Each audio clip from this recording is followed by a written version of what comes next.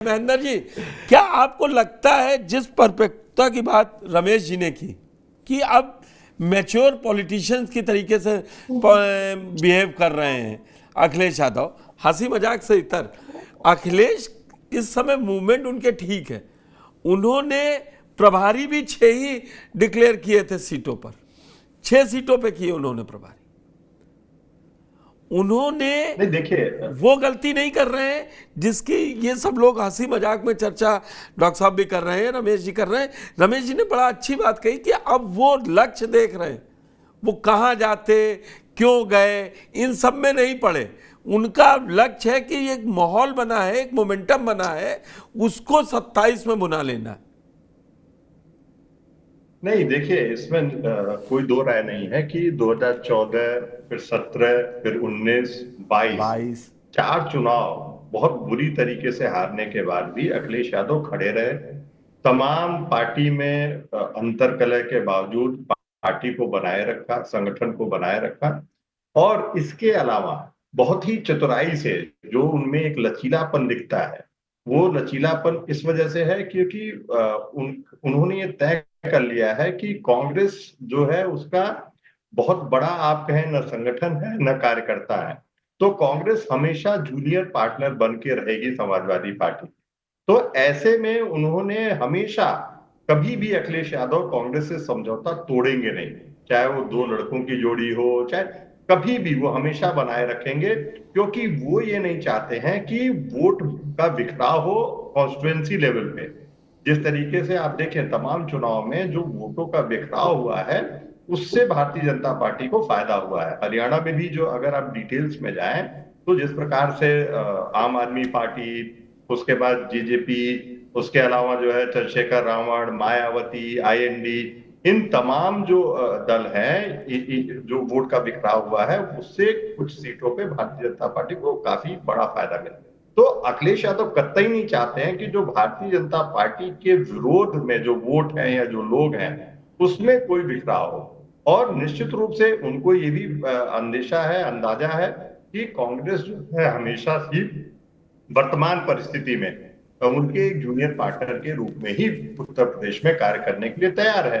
तो ऐसे में गठबंधन कभी भी, मैं कह रहा हूं कांग्रेस नहीं, अखिलेश यादव कभी गठबंधन नहीं तोड़ेंगे। और खासकर 2024 के नतीजों के बाद कांग्रेस अगर छोड़ना भी साथ चाहेगी, तभी भी अखिलेश यादव कांग्रेस का साथ छोड़ने नहीं देंगे।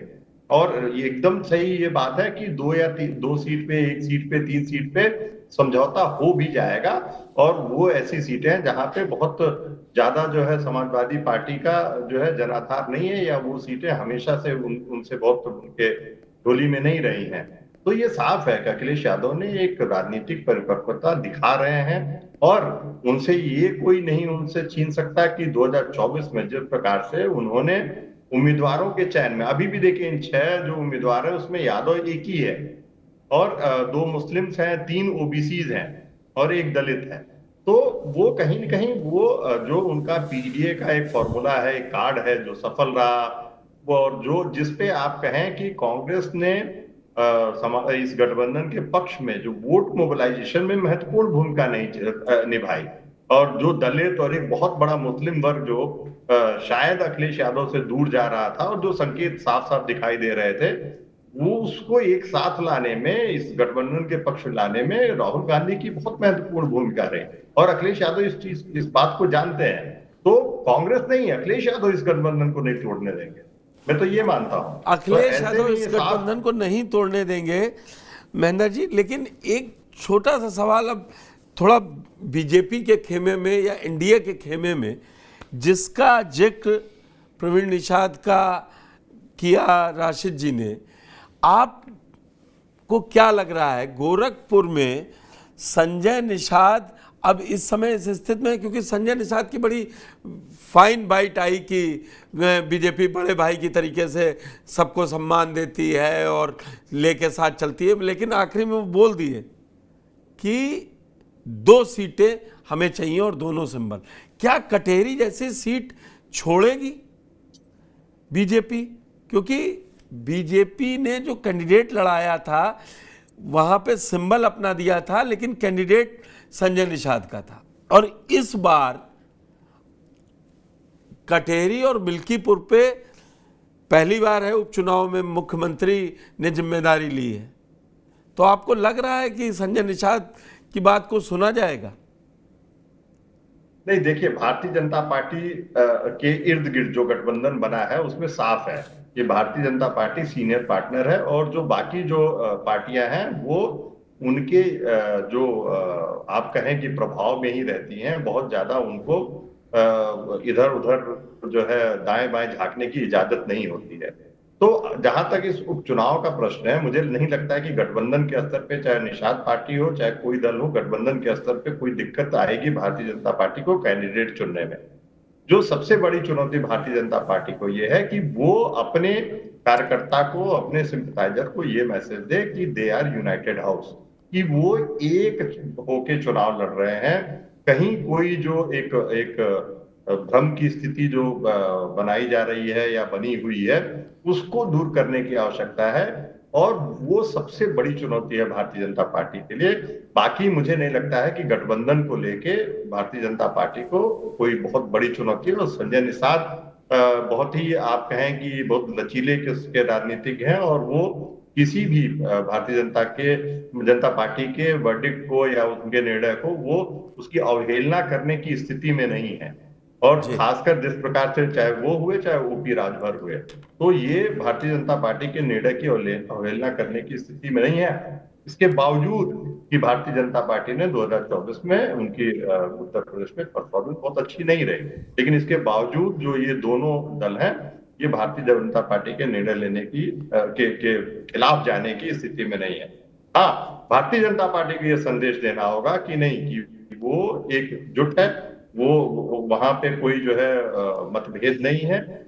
और ये सबसे महत्वपूर्ण है कि उनको ये मैसेज अपने कार्यकर्ताओं को देना पड़ेगा, अपने जो है सिंपथाइजर्स को देना पड़ेगा, जो जहां राष्ट्रीय स्तर पे तो वो एक है, लेकिन जहां राज्य स्तर की बात आती है, उत्तर प्रदेश की बात आती है, कहीं न कहीं वो जो आप कहें कि गठबंधन सरकार से बड़ा है, इस टाइप के बयानों ने जो एक भ्रम की स्थिति पैदा की है, भारतीय जनता पार्टी को जल्द से जल्द उस भ्रम को साफ करना होगा, दूर करना होगा। जल्द से जल्द।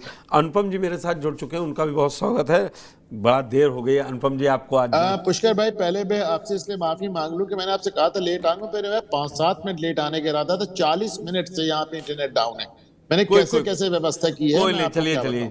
नहीं, इसको भी समझ रहे, इलाहाबाद में वो कुंभ के चलते इतनी तैयारी हो रही, सारी सड़कें खुद एआई के थ्रू 3 बार एआई के थ्रू कर रहे हैं। अब की तो सारी जानकारी एआई तक का इस्तेमाल करने जा रही है सरकार। भैया, सड़कें चौड़ी एआई के थ्रू कैसे होंगी? सड़कें चौड़ी करने के लिए सड़कें खोदी जा रही हैं, खोदी जा रही तो जगह जगह इंटरनेट का तार कट जा रहा है। तो इसका इफेक्ट क्या फूलपुर पे पड़ेगा? सीधा सवाल। इंटरनेट का? हाँ, फूलपुर सीट पे क्या देख रहे हैं? इंटरनेट का और कुंभ का जो कुंभ के बारे में कहा गया, कुछ समुदाय के लोग वहां दुकान नहीं खोलेंगे, ये नहीं खोलेंगे, वो तमाम चीजें। मेरा सवाल ही उन्होंने पूछ लिया। हाँ, वही डॉक्टर साहब ने। हाँ,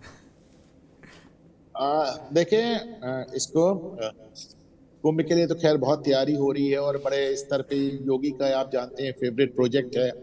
और जहां तक फूलपुर की बात है, मुश्तबा सिद्दीकी पिछली बार बहुत कम वोट से हारे थे, 3000 बात है। हाँ, तो जाहिर सी बात है उनको टिकट मिलना ही मिलना था। कांग्रेस का इसमें अपना ये कहना था, जवाहरलाल नेहरू की सीट रही है फूलपुर जो लोकसभा है, और उसी के अंदर फूलपुर विधानसभा आती है। उनका मानना है कि साहब हमारा ट्रेडिशनल। अच्छा, मैं आपको बताऊं कि कांग्रेस कहीं वोट पाए ना पाए, फूलपुर में आज भी जब लोकसभा चुनाव होता है तो 25-30 हजार वोट पा जाती है। मतलब पता नहीं कहाँ के पुराने कांग्रेसी कहाँ से निकल आते हैं, और उनको 25,000-27 हजार वोट मिल ही जाता है। लेकिन देखिए, ओवरऑल आप इसको देखें अगर, तो जब से हरियाणा का रिजल्ट आया, हर शख्स जैसे एकदम हावी होने, सबसे पहले केजरीवाल ने कह दिया हमें आपके साथ चुनाव नहीं लड़ना है, आपका अहंकार टूट गया। फिर वो टीएमसी के जो ममता के जो गोखले हैं सांसद, उनका बयान आ गया कि आपका अहंकार टूटा। उसके बाद वो संजय राउत का बयान आ गया, आपका अहंकार टूटा, और ये भी पूछ लिया आपको हमारे साथ लड़ना भी कि नहीं लड़ना है। अखिलेश यादव ने बिना बताए 6 सीटें डिक्लेयर कर दी। और तो और जिस उमर अब्दुल्ला के साथ अभी आप चुनाव लड़े हैं, उस उमर अब्दुल्ला ने भी कह दिया फालतू की बातें ना करें, एग्जिट पोल पहले भी बकवास था, मैंने राहुल गांधी को चिताया था, और इनको अपने अंदर झांकना चाहिए क्या गड़बड़ है। अब मतलब पूरी दुनिया मिलकर आप पे टूट पड़ी। इसका असर क्या हुआ? जो आप देखें, ये कांग्रेस में एक नई बात शुरू हुई थी, जयराम रमेश और पवन खेड़ा और सुप्रिया श्री ने शुरू किया था ईवीएम वाली बात जो योगेंद्र यादव ने उठाई थी। एकदम से ईवीएम वाली बात आपको दबती हुई नजर आ रही है। जब राहुल गांधी विदेश से ट्वीट करते हैं तो भी ईवीएम का जिक्र नहीं करते हैं, लौट के आते हैं तो जब वो बैठक करते हैं मल्लिकार्जुन खड़गे के घर पे तो कहते हैं कि लोगों ने अपने पर्सनल इंटरेस्ट को पार्टी इंटरेस्ट के ऊपर रखा, वो भी ईवीएम की बात नहीं कर रहे। तो मैं ईवीएम, एक बात समझ में आई कांग्रेस को कि इस बार उसकी ईवीएम वाली बात पे उसको अपने गठबंधन के सहयोगियों का जो एक वो है सपोर्ट है वो नहीं मिल रहा है, फिर पार्टी के अंदर से सपोर्ट नहीं मिल रहा। आपने देखा देवेंद्र यादव ने खुल के केजरीवाल पे हमला कर दिया कि वो जो आतिशी वाले मामले के मामले है। फिर वो कैप्टन अजय यादव हैं जो उनके वो ऑल इंडिया ओबीसी संघ के अध्यक्ष हैं, जिनको आज मीटिंग में नहीं बुलाया गया। उन्होंने कहा कि कांग्रेस के पिछड़ों की कोई जगह ही नहीं है, सब बेइज्जत करते रहते हैं इनको, राहुल गांधी के आगे मेरा कोई भाव ही नहीं है। तो इसमें डेफिनेटली वो अंडर प्रेशर हैं। अब इसको लेकर इसका फायदा अगर कोई आदमी नहीं उठाता है तो फिर वो पॉलिटिशियन नहीं है। तो मतलब इसको आप समझिए ना कि अगर सामने वाली पार्टी दबाव में है, सामने वाला नेता दबाव में है, और अगर आप उसका लाभ नहीं उठा रहे हैं तो कैसे हो सकता है। अभी फूलपुर वाली सीट में देखिए, फिर मिर्जापुर की मजो वाली सीट देख रहे थे, उसके जरिए ये क्या नाम है अजय राय अपने लड़के को लॉन्च करना चाह रहे थे, कहते हमारा ननिहाल है साहब, उसके लिए काफी मैं देख रहा था काफी बातें हो रही थी। उनको लग रहा था कि मेरे लड़के का पॉलिटिकल डेब्यू हो जाएगा। तो मजवा सीट भी उन्होंने डिक्लेयर कर दी, फूलपुर सीट भी उन्होंने डिक्लेयर कर दी। तो अब एक या दो सीटों की बात चल रही देखिए, और कांग्रेस के पास बहुत और विकल्प है नहीं। लोकसभा में इसमें दो राय नहीं कि समाजवादी पार्टी को कांग्रेस का और राहुल गांधी का साथ चाहिए था, क्योंकि केंद्र जो लोगों को लगता है कि अखिलेश यादव केंद्र के खिलाड़ी नहीं है, उसमें राहुल गांधी केंद्र के खिलाड़ी माने जाते थे, क्योंकि राहुल गांधी अपने आप राहुल गांधी को माना जा रहा था कि मोदी को चुनौती दे रहे हैं। लेकिन विधानसभा में डेफिनेटली अखिलेश यादव को अपर हैंड है। इसमें कोई माने या ना माने, और इसको एक तरह से और भी देखें आप कि साहब सारा मोमेंटम यहीं पे चेक हो जाएगा। जैसे अभी तक विपक्ष के पास मोमेंटम था, हरियाणा के बाद कह रहे हैं मोमेंटम शिफ्ट हो गया, भाजपा के पास चला गया है। कुल मिला के 28 सीटों पे चुनाव है 6 राज्यों में, तो सारा मोमेंटम यहाँ चेक हो जाएगा कि विपक्ष के पास है कि भाजपा के पास है, और किसके पास क्या है। भारतीय जनता पार्टी के पास ले देके उनको, अगर उन्होंने अपनी 5 सीट रिटेन कर ली तो अपनी पीठ थपथपा लेंगे कि हमारे पास 5 सीट थी, हमने बचा ली। अखिलेश यादव अगर अपनी 5 सीट रिपीट कर लेते हैं तो वो भी कहेंगे साहब हमने बचा ली। उसके बाद अगर एक सीट का भी इधर उधर हेर फेर होगा तो फिर वो एकदम ब्लाइंड विक्ट्री डिक्लेयर। अनुपम जी,